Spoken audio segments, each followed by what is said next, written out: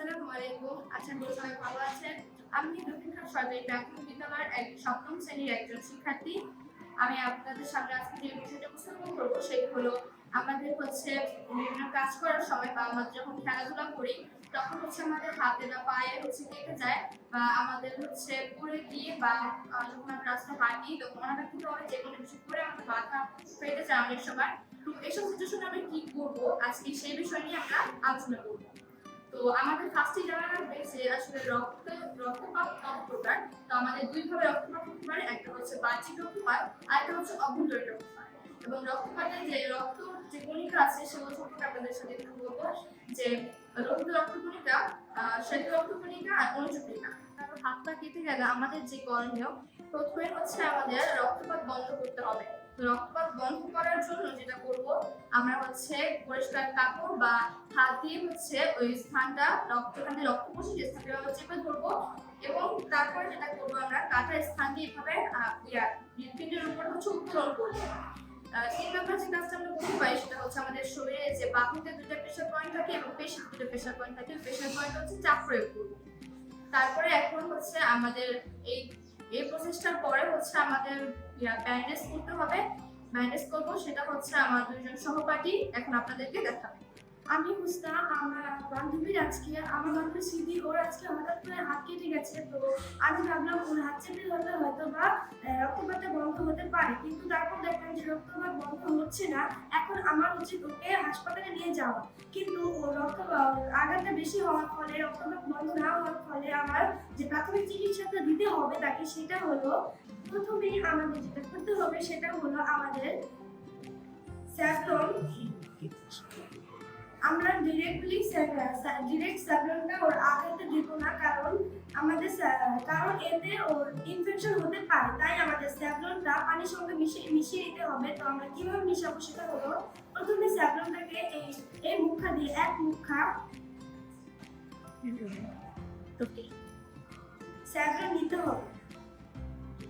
তারপর আমরা এই স্যাফরনের সাথে আমরা এই 10 মুখা পানি মিশিয়ে নেব। 10 মুখা পানি মিশানোর পর আমাদের যে স্যাফরনটার ঘনত্ব কিছুটা এরকম হবে। তো তারপর আমরা যা করবো সেটা এই স্যাফরন পানি মিশানোর পর আমাদের তুলা দিয়ে কিছু কটন বল এই সাইজে বানিয়ে নিতে হবে। এই সাইজে কটন বল বানানোর পর আমরা চিমটার সাহায্যে এই কটন বল নিয়ে স্যাফরন পানিতে মিশিয়ে আঘাতের কাটা স্থানের চারপাশ দিয়ে আমরা এভাবে মুছে নেব। একবার কটন বল একবার ব্যবহার করার পর ওই কটন বল আরেকবার ব্যবহার করব না।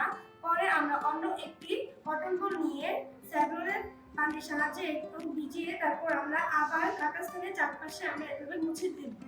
তারপর আমরা কাটা স্থানে গজের সাহায্যে একটি প্যাড তৈরি করব। প্রথমে আমরা প্যাড দিয়ে তৈরি করব। আমরা এই সাইজে কেটে নিতে পারি। এই সাইজে কাটার পর আমরা যেভাবে প্যাড বানাবো প্রথমে আমরা এভাবে অল্প অল্প করে ভাঁজ করে নেব। ভাঁজ করার পর আমরা উল্টো পাশে আবার ভাঁজ করব। ভাঁজ করার পর আমাদের ছোট একটি প্যাড তৈরি হয়ে গিয়েছে। তো এই প্যাডে আমরা বায়োডিন মিশিয়ে ক্ষতস্থানে দিব।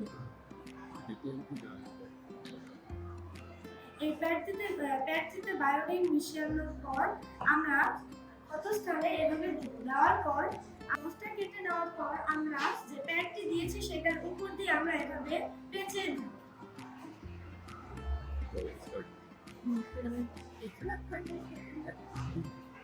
এখন আমরা এই মাথায় এভাবে দুই মাঝখান দিয়ে কেটে নিব, কারণ বিপরীত পাশে এভাবে কেটে দিব। কেটে দেওয়ার ফলে আমরা যে গছটি ক্ষতস্থানে পেঁচিয়েছি সেই কাটা গছটা আমরা একটু দিব।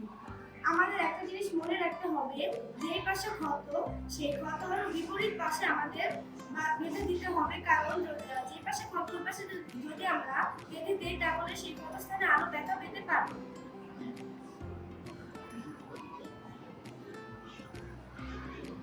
এভাবে আমরা প্রাথমিক চিকিৎসার মাধ্যমে ক্ষতস্থানটি ব্যান্ডেজ করে দিতে পারি।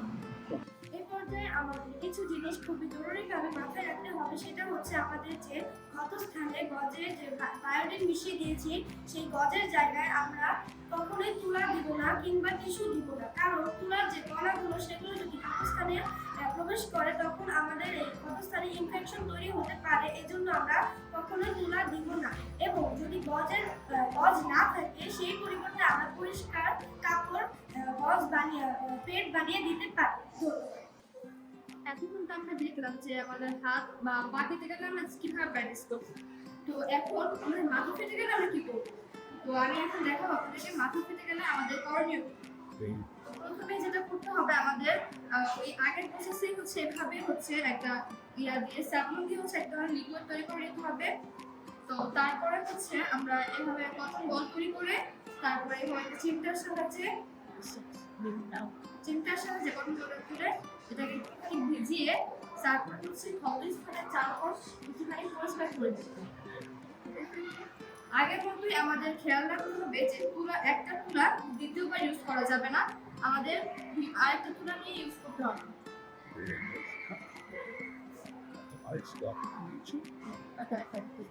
যে কথা আমরা আগের মতো করে এরকম একটু গজ কেটে নিয়ে সেটাকে পেট তৈরি করে নেব।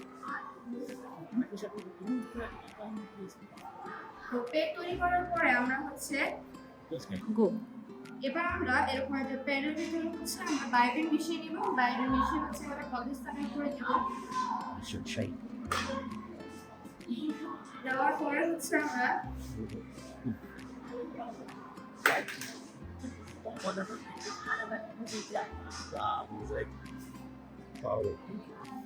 এভাবে ব্যান্ডেজ করে দেব।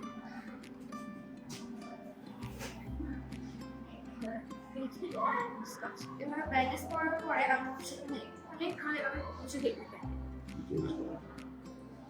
আশা করি আমাদের এই ভিডিওটা আমাদের যেভাবে কাজে লাগছে এভাবে আপনাদের এটা অনেক কাজে লাগবে। সো সবাইকে ধন্যবাদ।